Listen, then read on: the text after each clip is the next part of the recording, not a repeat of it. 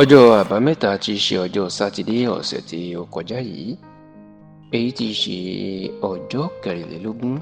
nínú oṣù karùn-ún ọdún tá a wà yìí, the 24th of May 2025. ó ní àjọ iléepo rọ̀bì orílẹ̀-èdè yìí NNPC Limited iná máa ṣe ìkéde tó bà àwọn èèyàn nínú jẹ́ tó sì bà àwọn èèyàn lọ́kàn jẹ́ púpọ̀, èyí tó tún jẹ́ kàyéfì fáwọn kan nígbà tí wọ́n kéde wípé ilé ìfọpo orílẹ̀-èdè yìí ìyún rìfáínírì tó wà ní ìlú Port Harcourt ní ìpínlẹ̀ Rivers ni pé ó nílò àtúnṣe ò kò lè ṣiṣẹ́ lásìkò yìí, tó sì jẹ́ kó di mọ̀ pé àwọn ti ti ilé ìfọpo náà pa fún àwọn àtúnṣe tó yẹ. Agbẹnusọ iléeṣẹ́ àjọ NNPC Limited ìyún ọ̀gbẹ́ni Fẹ́mi Ṣónẹ́yẹ ni ló fi àtẹ̀jáde náà síta lọ́jọ́ sátidé ọ̀sẹ̀ tó kọjá yìí láti jẹ́ kí gbogbo ọmọ Nàìjíríà mọ̀ pé láti àsìkò yìí lọ àwọn yóò ti ilé ìfọpo ìlú Port Harcourt tó wà ní ìpínlẹ̀ Rivers nítorí pé ó nílò àtúnṣe gidigidi, kò sì ní lè fọ epo lásìkò tí a wà nínú èyí mọ́. ṣá o níṣe ni oríṣiríṣi ọ̀rọ̀ ló bẹ̀rẹ̀ sí ní jáde lórí ọ̀rọ̀ yìí táwọn èèyàn ń bára wọn fa ọ̀rọ̀ yìí pé báwo ni ilé ìfọpo ti ààrẹ Bọ́lá Ahmed Tinubu tìjọba ìkéde ipò ṣẹ̀ṣẹ̀ ṣiṣẹ́ ní nǹkan bíi oṣù 5 àbọ̀ sẹ́yìn, báwo ni wọn yóò ṣe máa sọ pé kò tún ṣiṣẹ́ mọ́,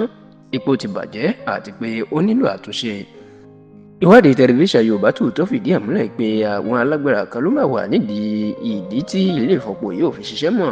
Tẹlifíṣàn Yorùbá Tòótọ́ gbọ́ pé ọ̀gá àgbà àjọ NNPC Limited àná ọ̀gbẹ́ni Mele Kyari àti ẹni tó jẹ́ ọ̀gá àgbà fún ilé ìfọpo ìlú Port Harcourt ọ̀gbẹ́ni Ibrahim Onaja, àwọn ni wọ́n máa fẹ̀sùn kàn pé àwọn gan ló wà nídìí tí ilé ìfọpo tí gbogbo ọmọ Nàìjíríà ti ń dunnú pé yóò ṣiṣẹ́ tí ò fẹ́ ṣiṣẹ́ mọ́. Tẹlifíṣàn Yorùbá Tòótọ́ gbọ́ pé láti ìgbà tí ààrẹ Bọ́lá Ahmed Tinubu tó ti dé ìjọba ni wọ́n ti ń gbé owó tabua sílẹ̀ fún àtúnṣe ilé ìfọpo Port Harcourt kó lè ṣiṣẹ́ kí owó epo kó lè máa já wálẹ̀ lórílẹ̀‐èdè Nàìjíríà, ṣùgbọ́n tán ní kàkà bẹ́ẹ̀ níṣe ni àwọn Mele Kyari àti Ibrahim Onaja tó jẹ́ ọ̀gá ilé ìfọpo Port Harcourt pẹ̀lú àwọn tó tún jẹ́ ọ̀gá àfọ ilé ìfọpo Warri ní ìpínlẹ̀ Delta àti ti ìpínlẹ̀ Kaduna níṣe ni wọ́n jí owó èkó. Gbogbo eléyìí ni wọ́n sì ní wọn ò jẹ́ kán ṣe àtúnṣe. Tẹlifíṣàn Yorùbá Tòótọ́ gbọ́ pé irọ́ ẹni Kyari pa fún Tinubu lọ́dún tó kọjá nígbà tó parọ́ fún pé ilé ìfọpo Port Harcourt àwọn ti parí àtúnṣe ó ti ṣiṣẹ́, ṣùgbọ́n dípò kí ó yẹ kí Tinubu tóun náà fi rẹ̀ ṣe mínísítà ọ̀rọ̀ epo kó ṣèwádìí dáadáa, níṣẹ́ lòun náà ṣèwádìí tó gba irọ́ tán gbé fún un lẹ́yìn ìgbà tí àṣírí sì ṣẹ̀ṣẹ̀ tú sí Tinubu lọ́wọ́ pé ilé ìfọpo náà wọn ò ṣe nǹkan kan bẹ̀ àti pé kò tíì ṣiṣẹ́ ni ló fi bínú lé Kyari, Ibrahim Onaja àti àwọn ọ̀gá ilé ìfọpo Warri àti ti ìpínlẹ̀ Kaduna. Ìdí eléyìí la gbọ́ pé ó jẹ́ kí wọ́n ṣẹ̀ṣẹ̀ ti ilé ìfọpo náà pa lọ́sẹ̀ tó kọjá yìí tání ò ṣiṣẹ́ mọ́ nítorí pé láti ilẹ̀ náà